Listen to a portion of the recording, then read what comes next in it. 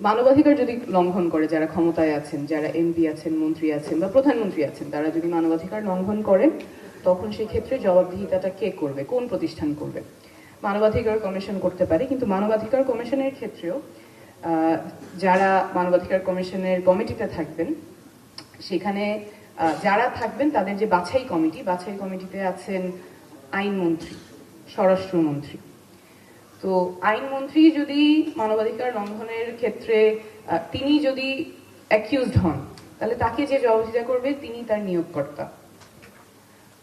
মানবাধিকার কমিশনের এবার আরো কঠিন হয়েছে, এবার ক্যাবিনেট সেক্রেটারিকে কোয়ের ভিতরে ঢুকিয়ে দেওয়া হয়েছে, তার এক সমস্যা হয়ে গেছে। এখানে কয়েকজন আছেন, যেমন আইন কমিশনের চেয়ারম্যান, ক্যাবিনেট সেক্রেটারি আগেই ছিলেন, মন্ত্রিপরিষদ সচিব, জাতীয় সংসদের স্পিকার কর্তৃক মনোনীত 2 জন সংসদ সদস্য, যার মধ্যে একজন সরকারি দলের, একজন বিরোধী দলের।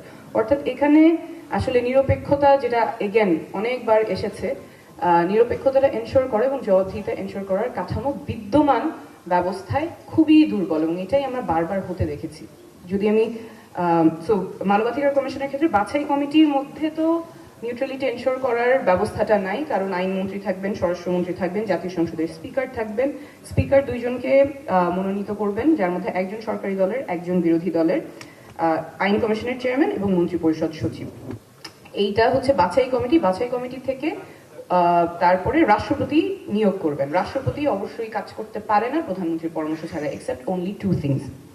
সো এই জায়গায় আমাদের জবাবদিহিতার কাঠামোটা নাই। অর্থাৎ প্রধানমন্ত্রী যদি দুর্নীতি করে বা মানবাধিকার লঙ্ঘন করে, তাকে জবাবদিহি করার জন্য যে সাংবিধানিক প্রতিষ্ঠানগুলো আছে, সেই সাংবিধানিক প্রতিষ্ঠানগুলো নিরপেক্ষভাবে কাজ করার ক্ষেত্রে অনেক বড় বাধা, কারণ যাকে তার জবাবদিহিতা করতে হবে সেই তার নিয়োগকর্তা।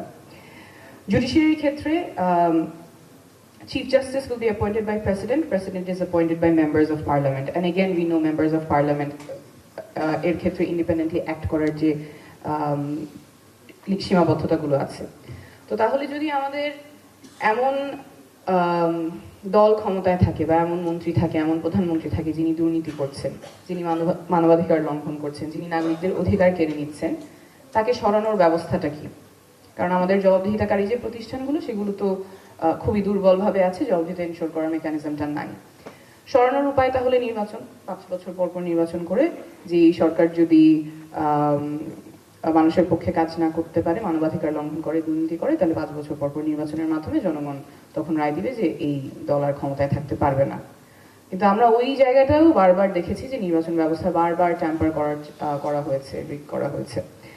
তো তাহলে তো আসলে আমাদের যারা ক্ষমতায় আছেন, তারা যদি জনগণের অধিকার কেড়ে নেয়, তাদেরকে সরানোর আর কোনো উপায় জনগণের হাতে থাকে না। তখন একমাত্র উপায় হচ্ছে রাস্তায় নামতে হবে, জীবন বাজি রেখে, জীবনের ঝুঁকি নিয়ে আন্দোলন করে, অভ্যুত্থান করে, তখন একজন মানবাধিকার লঙ্ঘনকারী বা একজন যে প্রধানমন্ত্রী দুর্নীতি করছে তাকে সরাতে হবে। এটাই তো আমাদের বাস্তব বর্তমান কাঠামোর সীমাবদ্ধতা, এবং সেটাই আমরা হতে দেখেছি।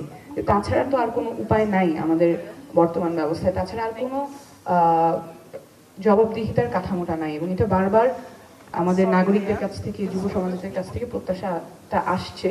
তো আমাদের এইটা নিয়ে I think we have to keep the conversation going, এবং সংস্কারের যে কথাগুলো আমরা বলে আসছি, সেই জায়গায় we need to keep the dialogue ongoing as well. কারণ এই বিদ্যমান ব্যবস্থায় জবাবদিহিতা এনশোর করা খুবই ডিফিকাল্ট, কাঠামোটা খুবই দুর্বল।